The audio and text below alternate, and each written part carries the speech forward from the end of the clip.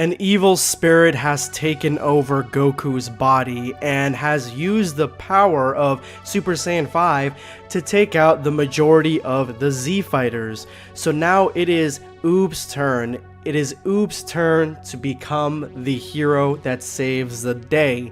And he challenges this evil Super Saiyan 5 Goku and attacks him, realizing that he has easily gained the upper hand and hasn't even really powered up. Realizing that Super Saiyan 5 evil Goku, his power, he's not fighting at full strength. He's not even fighting at full capacity. Something is holding him back. And Oob has gained this trait from Goku where he wants to fight his adversaries at their fullest, and he's gained the negative trait from Goku where he likes to, heal the opponent, and that's exactly what he does. He ends up healing the evil Goku, and that way they can have an even match. But evil Goku doesn't have the same sentiments and realizes that Oob and Boo have combined to create the Oob that stands before him today. So he decides, you know what, I'm gonna go ahead and separate them. And so Oob didn't want to fight with a handicap, but evil Goku doesn't care about handicaps and defuses Majin Buu from Oob. Guys, if you're new to the channel, make sure to hit that subscribe button and turn on notifications. That way you never miss a video.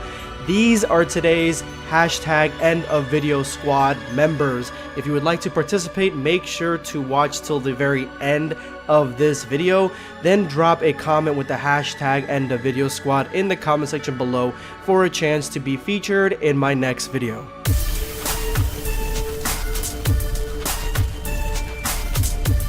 Prepare yourself, Dan Saiyan.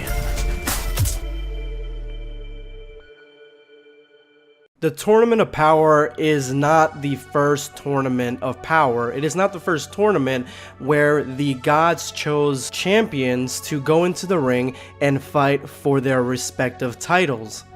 Of course, in Dragon Ball Super, this happened in the Universe 6 tournament, but before that, it happened in the Otherworld tournament where the Kais chose their fighters to fight in this arena. Now, I remember the Otherworld tournament fondly because I am a huge PyCon fan. And recently, that's an arc that my wife, Rose, she was watching with my kids. And they really enjoyed it. They really like PyCon. They like that Goku goes into Super Saiyan Kaioken, and they're really excited to watch the Buu arc now. So the Otherworld tournament being the original Tournament of Power, we get to see a bunch of different fighters face off against each other. And in this Dragon Ball fan manga, we get a flashback at Oob's training right after he was defused from Majin Buu.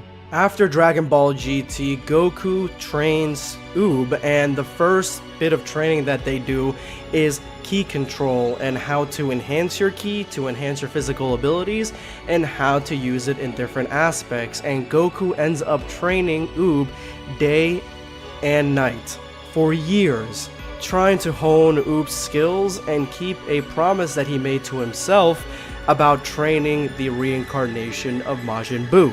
And undoubtedly this brings Goku and Oob to a very dark portion of their training because he actually ends up signing Oob to the Otherworld tournament, the new Otherworld tournament, and yeah, Oob has a halo around his head. Now this manga is called Dragon Ball X. It is the follow-up manga to Dragon Ball X Apocalypto. So this might have been described or explained in earlier chapters. I'm coming in right in the middle, so I don't know why Oob has a halo around his head, but the darkest part about this is that Goku ended up killing Oob and then maybe killing himself or blowing himself up. That way they could go to Otherworld and train with King Kai, train with the Masters in Otherworld, and join the Otherworld tournament, which again, it is really dark to think about, but that's the only thing that makes sense in this flashback because Oob is very much alive after the flashback, so he must have gotten resurrected along with Goku. And this is where we see Oob's prowess and the culmination of all his training, because he is fighting with Pikkon, a seasoned vet, one of the most powerful characters in Dragon Ball Z, as an equal. And this is a guy that gave Super Saiyan Kaioken Goku a hard time, so Oob is doing really good right here in this matchup. With their physical prowess being equal, Pikkon realizes he needs to use his ace in the hole. And this is where King Kai congratulates Goku for all the training that he's put Oob through, because Oob has learned rapidly and has grown rapidly. And this is where we cut back to Pikkon doing his move, and Goku is worried because Goku knows that Oob doesn't know this technique, he doesn't know what ability this is, and his body won't withstand this attack. Remember, Oob is still very much physically weaker at this point in time than Goku was when he fought Pikkon, so this technique could very well, if not kill Oob, well, seriously injure him and end him from this tournament.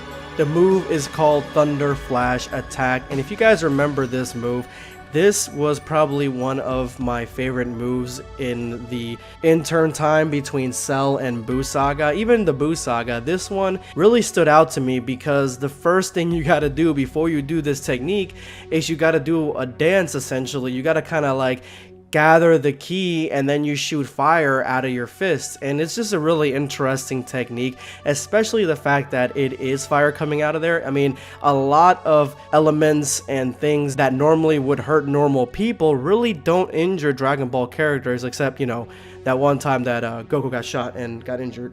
But anyway, back in Dragon Ball Z, the fact that fire could actually hurt somebody as strong as Goku, for me, that was wild. And so we get to Pikkon about to use this technique on Oob, and Oob seems like he's ready, but he doesn't know what's about to happen. But he does realize that Pikkon basically used a move that takes a little bit of time and is essentially distracted. And that's when Oob teleports behind Pikkon, hitting him in the back of the neck, Vulcan nerve pinching him, or using one of Hit's techniques and hitting them in the pressure point. This is way too much for somebody who has their guard down like Pikkon in this moment to withstand, and Pikkon gets instantly knocked out. So Oob realized the weakness of this technique and went around it really fast, away from the notice of Pikkon, who was in the middle of doing the technique, and took him out, which to me, that's just really smart and really cool. And this is just vintage Oob, where Pikkon was ready to fry Oob to the point where Goku was even worried that Oob couldn't withstand this attack. Oob just takes out Pikkon with one punch right to the back of the neck, and he even says this isn't going to do anything fatal, it's not going to leave him seriously injured, it's just knocking him out for a few hours. So Oob really is a kinder, gentler Majin. And this is where we get Goku and King Kai basically saying what I said. King Kai is basically 100% impressed that Oob didn't really need to see the technique or be done multiple times for him to realize the weakness of it with how long it takes to prepare. And Goku is impressed because it takes a lot of concentration, focus, ki control to make that connect in the back of Pikkon's head without killing him, just knocking him out. And that's when King Kai tells Goku that you will be surpassed by Oob one day, and Goku couldn't look happier. And I just love this transition. To be honest, this is my favorite panel in this chapter because this is where I'm going to stop. If I get 1,000 likes on this video, I will show you guys the fight between Goku and Oob for my next upcoming video.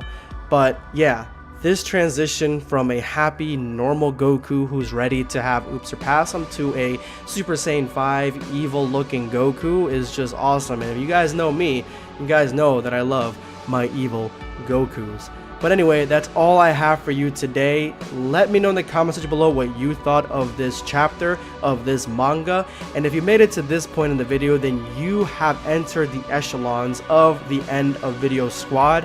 Make sure you drop your comment in the comment section below with the hashtag End of Video Squad. Today, I'm going to be responding to Ashizura, who states, Jiren isn't leader. Toppo is leader, Jiren is strongest. Yes, that technically is true, but I mean, come on. Is Toppo really the leader? Because in the Tournament of Power, Dispo and Toppo seem to be taking directions from Jiren, or at least fighting around him and letting him lead the way. Even though he's not the leader, he is the strongest, he acts like the leader, and that's the excuse I'm gonna give for that little flub in the dialogue from my last video, because yes, Toppo is officially the leader, but you know, we all know who the real leader is. Anyway guys, thank you so much for watching. This is going to be Blackscape signing off. Take care guys.